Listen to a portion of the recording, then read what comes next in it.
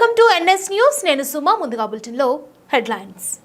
అల్లూరి సీతారామరాజు జిల్లా రంపచోడవరం నియోజకవర్గం అడ్డతీగల మండలం భీముడు పాకాలిలో నిర్మిస్తున్న వంతెన పనులు పూర్తి కాకపోవడం వల్ల వంతెనకి గండి కొట్టే అవకాశాలు ఎక్కువగా ఉన్నాయని ప్రయాణికులు ఆందోళన పడుతున్నారు.